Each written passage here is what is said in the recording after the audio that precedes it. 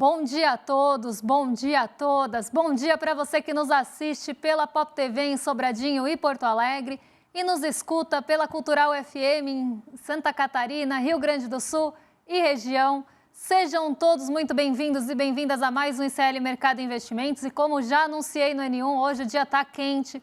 Vamos falar de Trump e todo o imbróglio do Pix, por que é que ele está falando de tudo isso?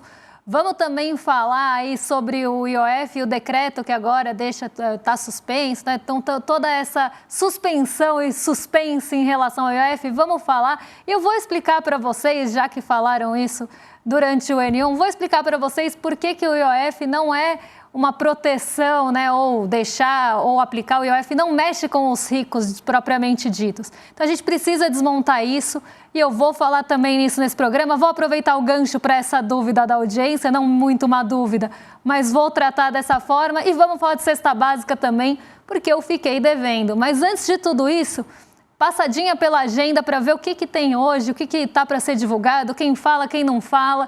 E já adianto para vocês que a agenda hoje está mais esvaziada em relação a indicadores do Brasil. Aqui no Brasilzão, a gente só tem basicamente o IPCS, que é o IPC semanal, da segunda semana. Mas vamos ver o que mais a gente tem na agenda, porque às 3 horas da manhã saiu o índice de preços ao consumidor e o núcleo da inflação ao consumidor lá no Reino Unido. Às 6 horas da manhã, na zona do euro, balança comercial de maio foi divulgada. E às 8 horas aqui no Brasil, como já adiantei, IPCS da segunda semana de julho. 9h30, Departamento do Trabalho nos Estados Unidos divulgou os preços ao produtor, o famoso PPI, e o seu núcleo também. Ontem foi dia de preços ao consumidor e hoje atacado produtor aí nos Estados Unidos. Mas vamos ver o que mais a gente tem nessa agenda, porque ela não está tão cheia, mas a parte seguinte da agenda e em diante, né, perto das 11 horas agora, a gente tem um monte de dirigentes e presidentes de Banco Central falando. Quem já falou? A Beth Hammack, ela participou de um evento lá nos Estados Unidos, ela é presidente do Fed de Cleveland. Produção industrial de junho saiu nesse meio tempo aí lá nos Estados Unidos. E agorinha, às 11 horas, quem fala é o Michael Barr. Ele participa de uma conversa, ele que é diretor do Banco Central lá nos Estados Unidos também. Então, como falei, agora a agenda começa a ter alguns dirigentes e presidentes, diretores do Banco Central dos Estados Unidos, o Fed. Mas vamos seguir porque mais gente fala por aí. A gente tem ainda no radar os estoques de petróleo, gasolina, destilados e taxa de utilização de refinarias às 11h30 lá nos Estados Unidos sendo divulgados. 2h30 da tarde, fluxo cambial semanal, esse já velho conhecido nosso. Outro dado que deve ficar junto ao PPI no radar é o livro bege lá nos Estados Unidos, ele sai 3 horas da tarde e traz perspectivas para a economia dos Estados Unidos. E às 7h30 da noite, quem volta aí a agenda falando é o John Williams, que discursa num evento em Nova York, ele que é presidente do Fed de Nova York. Então hoje, como eu falei, a agenda mais focada em dirigentes e presidentes, diretores do Banco Central dos Estados Unidos. O livro bege deve ganhar essa relevância justamente por mostrar perspectivas para a economia por lá. E o PPI acaba ficando bastante no radar para ver como é que estão os preços ao produtor. Será que eles já estão sofrendo alguma influência das tarifas? Será que isso deve aprofundar mais depois de agosto? Vamos descobrir depois que a gente comentar PPI com vocês, que fica para amanhã, não fica para hoje, porque hoje tem um monte de assunto de Brasil que não está na agenda, mas que são assuntos quentíssimos. Agora eu vou passar lá para a redação para dar bom dia para o Diego, que já está a postos para contar para vocês como é que fica o fechamento de ontem. Diego, bom dia. Eu ia dar boa tarde, assim de saúde. Diego, bom dia para você. Como é que você está? Bom dia, Débora. Muito bom dia para toda a nossa audiência. Quartamos, né? Quartamos com estilo. Enfim, um prazer aqui estar com vocês mais uma vez. Um bom dia para toda a nossa equipe de telespectadores fiéis. Chegou em peso hoje. Liz Longo, Bad Dog, Vitor Valim, Theo, Letícia, Maria Helena, tava com saudade de você, meu querido, Tomás Canella, enfim, muito bom dia para todo mundo. Vamos para o nosso fechamento então? Pois bem, parece que o mau humor na nossa bolsa não acaba, hein? O Ibovespa encerrou a 7ª sessão seguida no vermelho. Ainda que de leve, fechou o dia de ontem com uma queda de 0,04% aos 135.250 pontos. Os pesos pesados, aliás, parênteses, os pesados dos pesos pesados, Vale e Petrobras, não animaram e também fecharam em queda, pressionadas pela baixa do minério de ferro e pelo petróleo Brent. O drama do IOF segue no radar dos investidores, ainda mais depois de uma audiência do STF para discutir a validade do decreto do presidente Lula, que elevou a alíquota do imposto. Além do IOF, agora temos o tarifaço do Trump contra o Brasil, que fez o presidente Lula se reunir com empresários para discutir possíveis saídas dessa crise. Agora, indo para os Estados Unidos, já adianto que as notícias não são exatamente animadoras por lá. As bolsas de Nova York fecharam sem uma direção única, com os investidores reagindo a novos dados de inflação dos Estados Unidos. O índice de preços ao consumidor, o CPI, subiu 0,3% em junho, fazendo a taxa anual de inflação ir para 2,7%. Aliás, diga-se de passagem, que teve uma matéria, se não me engano, na Band, uma apuração da Band, falando que a projeção para a inflação poderia estourar a casa dos 20% caso as tarifas entrem de fato em vigor. Mas acho que é o caso da gente trazer isso com mais calma, maior detalhe para vocês em outro momento. Isso tudo, claro, uma demonstração dos impactos da guerra tarifária do Laranjinha contra o mundo inteiro, né? Com isso tudo no radar, o Dow Jones caiu 0,98%, o S&P 500 recuou 0,40% e o Nasdaq, já no sentido contrário, avançou 0,18%. Débora, eu queria te passar a palavra pedindo para você esclarecer para mim, para a audiência, o que fez o Nasdaq ser a luz no fim do túnel nas bolsas de Nova York no dia de ontem. Olha, foi a única que conseguiu ali, né, ficar um pouco mais longe, né, conseguiu desvencilhar um pouco aí dos movimentos. E isso vem ainda de um ímpeto um pouco mais positivo que se tem no setor de tecnologia. Tem alguns balanços agora que a gente sempre começa pelos balanços corporativos de empresas ligadas ao setor financeiro nos Estados Unidos, e ao longo do tempo são divulgados os balanços das outras corporações. Já começa uma expectativa por alguns balanços corporativos em relação também ao setor de tecnologia, que deve trazer alguns ventos positivos dentro de algumas empresas do setor. E tem também, né, o fato da gente ter até a gente poderia pensar, bom, a inflação lá nos Estados Unidos, vou refazer aqui a minha fala para seguir um fio condutor melhor com vocês. A inflação nos Estados Unidos ficou dentro do esperado, ela não surpreendeu para cima nem para baixo, ela ficou exatamente no esperado. E isso poderia, se ela tivesse ficado acima do esperado, poderia ter trazido uma pressão até mais forte para os juros. Se isso tivesse acontecido, o setor de tecnologia com certeza teria sofrido mais. Mas pensando em expectativas para a inflação daqui para frente, tem alguns setores que devem sofrer um pouco mais, pensando na cadeia produtiva, do que o próprio setor de tecnologia. Então, uma série de fatores podem ajudar a deixar a Nasdaq fora disso. E também tem todo o otimismo em relação ao setor que vem trazendo a Nasdaq para uma renovação de recordes. Então, isso também acaba tendo um peso nesse comportamento mais positivo, otimista em relação à Bolsa de Tecnologia dos Estados Unidos. Só que isso também tem um ponto que vai chegar e ela vai sofrer realização. Então, quando isso acontecer, ela vai ter uma queda e depois vai voltar a subir para esse patamar. Normalmente é esse movimento que a gente tem. Então, uma série de fatores aí tentando, né, ou favorecendo esse mercado especificamente lá nos Estados Unidos. Agora, a gente tem uma série de fatores vindos de lá que estão afetando a gente aqui. Então, o tarifaço ele não deixa de fazer barulho. Foi barulho ontem de novo na Bolsa aqui, então a gente conseguiu ficar mais perto da estabilidade, com queda de 0,04.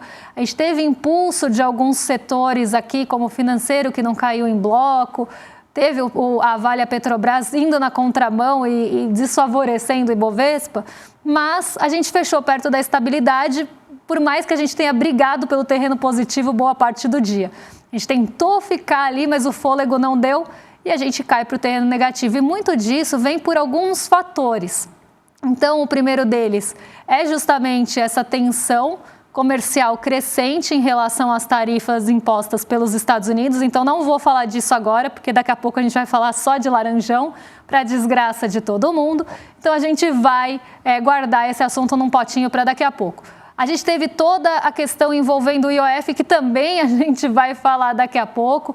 Então, esse suspense em relação ao IOF, a não decisão, o não acordo, acaba, inclusive, nesse ponto, favorecendo o lado do Congresso, por mais que você não tenha uma decisão. Se você suspende a cobrança e também não decide em direção nenhuma, você não vai poder cobrar. Então, nesse ponto, o governo também está deixando de arrecadar por esse período que fica a suspensão. Então, aqui também é um assunto que a gente vai tratar com mais detalhes. E a gente ainda teve toda a incerteza envolvendo outros aspectos. Então, se a gente pega o IOF, foi um grande ponto. O Donald Trump foi um grande ponto. Isso acaba trazendo outras incertezas em cadeia. Será que vai ter mudança no acordo com os Estados Unidos? Será que vai ter alguma negociação? O ponto até que favoreceu essa diminuição de incerteza foi a fala do Geraldo Alckmin, mostrando que pode ter ali, dentro daquela reunião, alguma possibilidade de negociação. Outro ponto que, inclusive, favoreceu essa possibilidade de negociação, pasmem vocês ou não, foi o fora dado por Donald Trump no Bolsonaro, né? Então, Bolsonaro ali fazendo 1000 declarações de amor, acenando super e tudo mais, e o Trump deixando ali como só um conhecido, né? Somebody that I used to know, como diz a música. Então, é só alguém que eu conheci na vida e tá por lá. E aí você tem também essa leitura do próprio mercado financeiro em relação a esse comportamento, favorecendo o real em relação ao dólar, porque mostrou que pode ter algum aceno para o governo brasileiro, embora esse fio seja muito longo para chegar numa coisa na outra. Mas o mercado viu dessa forma. Eu acho que é importante a gente falar, porque foi um movimento que acabou acontecendo. E aí o dólar se enfraqueceu em relação ao real, inclusive num dia que não teve muito esse movimento em relação a outras moedas, porque se viu como uma possibilidade também de aceno e uma tentativa de desfazer essa tensão e essas incertezas que estão vindo justamente da tensão comercial e desse acirramento que poderia acontecer. Então, será que vai ter negociação? Foi isso que começou a ser pensado ontem, e essa trajetória acabou levando não só aí a Bolsa, alguns setores da Bolsa conseguirem ficar mais no positivo e diminuírem a queda, embora ela tenha acontecido, mas também favorecido o real em relação ao dólar. E aqui a gente já entra no nosso próximo assunto, que eu vou pegar de gancho, já que uma coisa tem tudo a ver com a outra e o mercado acabou reagindo muito a tudo isso, que é justamente o nosso querido ou não, né? Não querido, nosso desquerido Laranjão, né? Porque ontem ele acabou tendo, sim, esse papel de novo no nosso dia, porque as incertezas elas não deixam de crescer. E aqui é o que eu sempre falo, Laranjão, Donald Trump, ele é bastante imprevisível. Não dá para prever quais vão ser os próximos passos dele. Ele vai aumentar o tom, vai subir o tom e vai aumentar as tarifas? É uma possibilidade. Ele vai diminuir o tom e não vai conseguir sustentar essas tarifas porque vai começar a vir uma pressão inflacionária por aí e essas expectativas já estão acontecendo. Inclusive, ontem, quando saiu o CPI, a gente viu que teve, né, toda essa expectativa já aparecendo. Embora a gente não tenha tido efeito ainda muito direto, a expectativa é que a partir de agosto a inflação dos Estados Unidos comece a subir, vindas justamente, né, os preços vão subir justamente por conta do impacto das tarifas nos produtos vendidos lá nos Estados Unidos. Então, essa expectativa acontecendo, ainda mais quando se fala de inflação, é muito perigoso, porque quando você tem uma expectativa de inflação ou de aumento de preços, pode acontecer aquele movimento de subir os preços e isso levar a uma inflação também. Então, mexer com a expectativa de inflação é muito poderoso e perigoso. Então, se você tem essa expectativa acontecendo lá, né, já se espera que vai chegar aos preços lá nos Estados Unidos. Então, será que ele vai segurar? Então, toda essa imprevisibilidade dele acaba trazendo incerteza. E aí a gente tem, né, uma das notícias e grandes discussões que aconteceram ontem foram as falas, aí na verdade não falas, mas os pontos apontados é horroroso, né? Mas os tópicos apontados aí pelos Estados Unidos, tentando embasar a decisão do Brasil, então, em relação ao Brasil. Então, quais motivos que levaram a isso? Quais são essas práticas desleais que são apontadas pelos Estados Unidos, que o Brasil pratica, que prejudicam os Estados Unidos? E entre elas, pasmem vocês, estava o PIX, né? Teve menção a 25 de março, então Donald Trump está de olho na 25 aí, tá de olho na 25 de março como prática também desleal. O que mais que apareceu? Falsificações. Então, a gente vê, né, que o Donald Trump está tentando achar alguma desculpa, alguma justificativa para tentar colocar o Brasil como prática desleal, lembrando que ele também fez isso com a China em alguns momentos, falou que a prática comercial na China é desleal, e agora ele está usando a mesma justificativa para o Brasil. Então, já que a gente pratica formas desleais de comércio, eles podem subir a tarifa de importação em relação ao Brasil. Só que a gente sabe que tudo isso é meio que um blá, blá, blá, né? É tudo ali um grande pano de fundo, é um background, é uma coisa que acaba ficando ali para contar a história para vocês, porque tem outros motivos muito maiores e que de pressão, inclusive, de exercer pressão, que são mais... não ficam tão evidentes, mas que são mais pesados nessa decisão, como, por exemplo, o BRICS. E isso apareceu na pesquisa Bloomberg. E eu acho muito interessante que apareça mesmo, porque não é a primeira coisa que se fala. A primeira coisa vocês estão tendo ditadura do judiciário, o Brasil comete práticas desleais, o Brasil tem pirataria, o Brasil tem 25 de março, o Brasil tem PIX. Então, ele usa várias justificativas furadas para esconder realmente o que importa, né, que fica ali nas entrelinhas. Só que as pessoas não são inocentes nem bobas, então elas também estão percebendo isso, e eu acho muito bom que estejam percebendo, para não cair em papinho de que é PIX, de que, né, é falta de transparência, né, entrou o etanol também, o etanol acabou entrando como também possível motivo aí, mas aí existe toda uma briga entre o etanol produzido aqui e o etanol produzido nos Estados Unidos, isso já não é de hoje. Então, né, tudo isso está sendo usado como justificativa para colocar uma taxa absurda que não é justificável nas costas do Brasil. O Brasil hoje é o país mais taxado entre os países que receberam cartinha. E por quê? É por causa do PIX? Não é por causa do PIX. É por causa da 25 de março? Não é por causa da 25 de março. Tem motivos muito mais contundentes para que isso aconteça, né, na cabeça de Donald Trump, mas que ele não pode falar.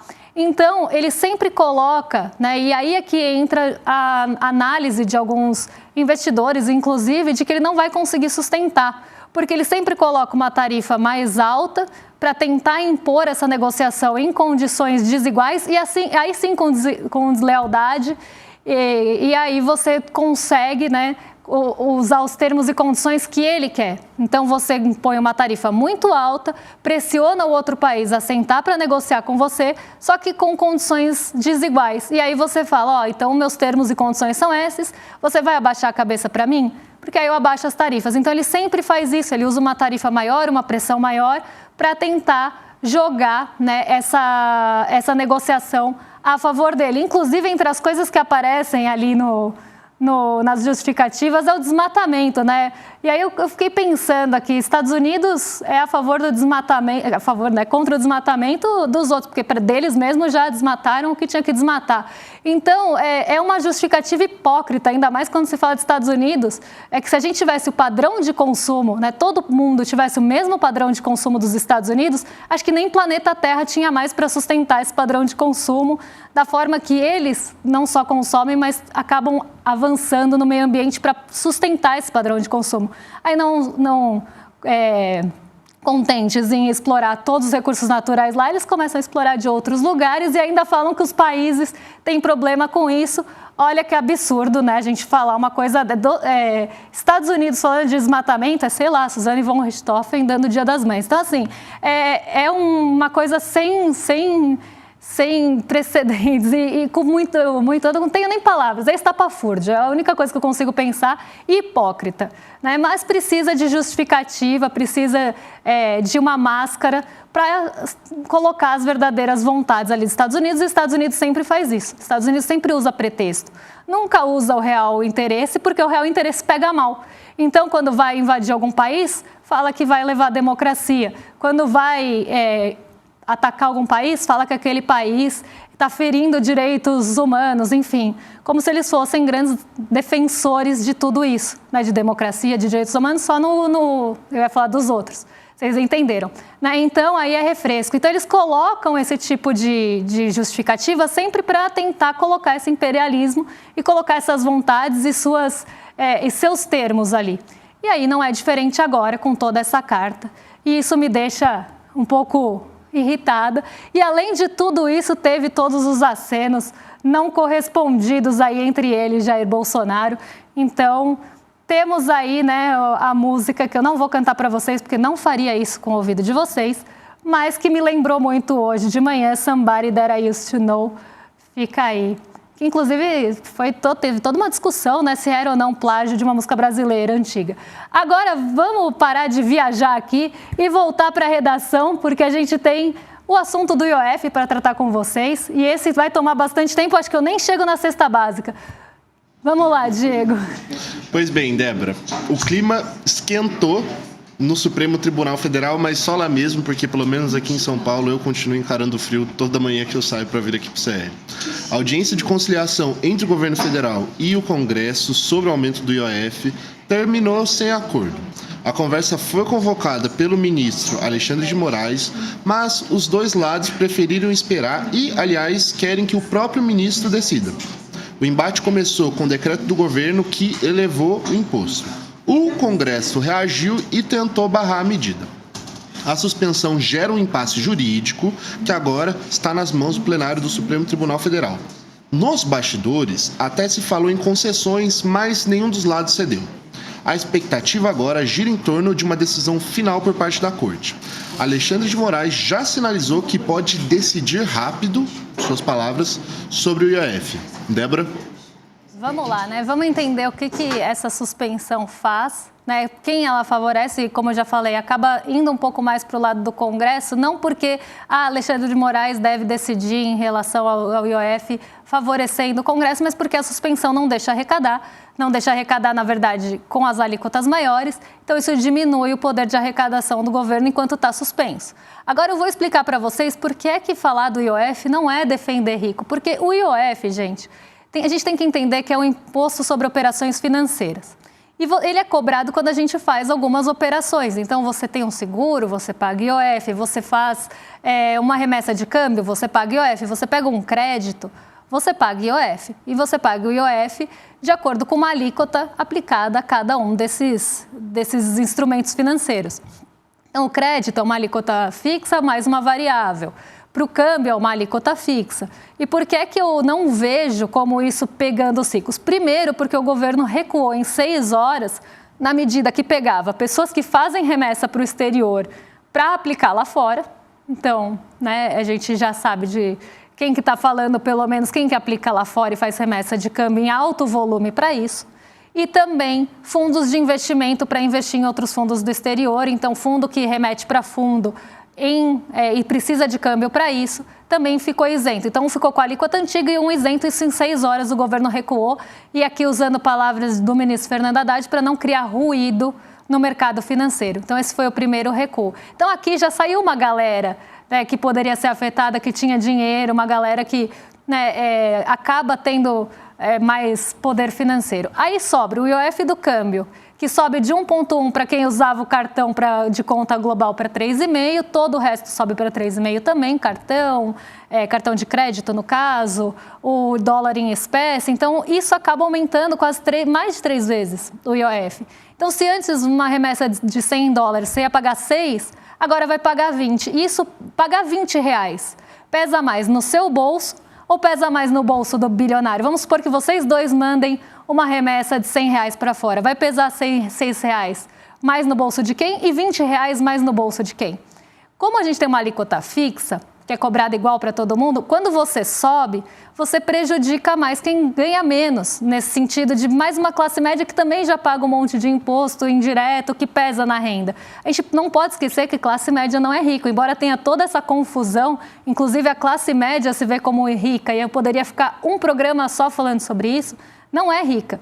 Então, acaba pesando mais em quem tem um poder menor aquisitivo, porque você está usando a mesma alíquota para os dois. E o mesmo vale para as empresas. Eu tenho 3 minutos aqui, mas amanhã eu volto nesse assunto. O mesmo vale para empresas menores. Por mais que a alíquota seja diferente, você acaba pegando no Simples uma gama muito grande de empresas. Vai pegar mais para menor, porque a alíquota também, claro que tem o valor do crédito envolvido, tudo mais, mas vai pesar mais para um crédito que fica mais restritivo para quem já está com o sufoco de uma Selic alta.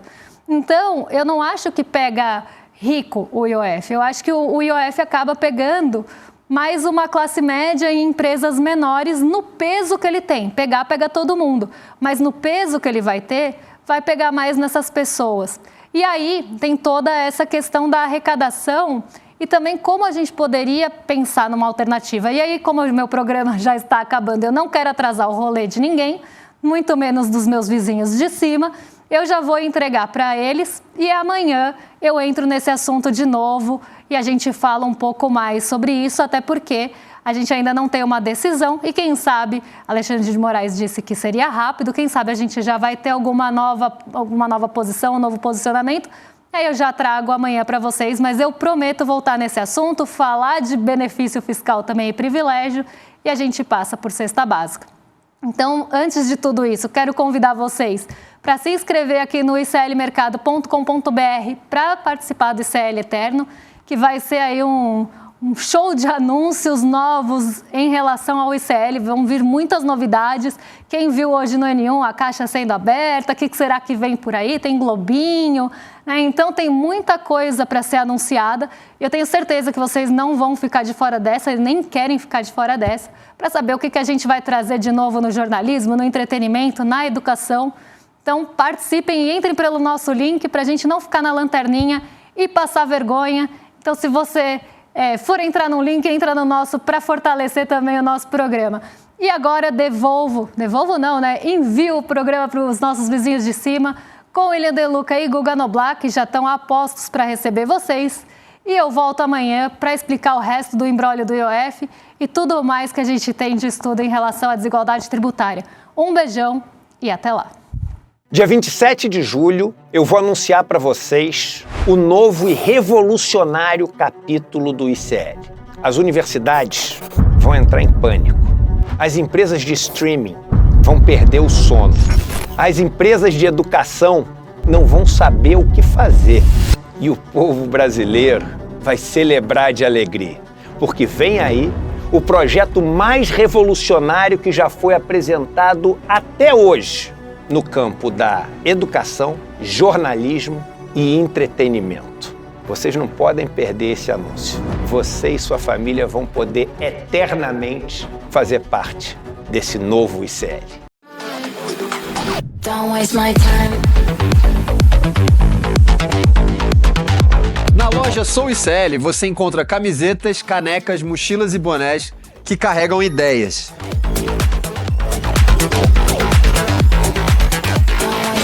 Produtos com propósito para quem acredita em justiça, consciência e transformação. Vista, use, leve a luta com você. Acesse souicl.com.br e escolha o que representa você. ICL, souicl.com.br, tá tudo lá.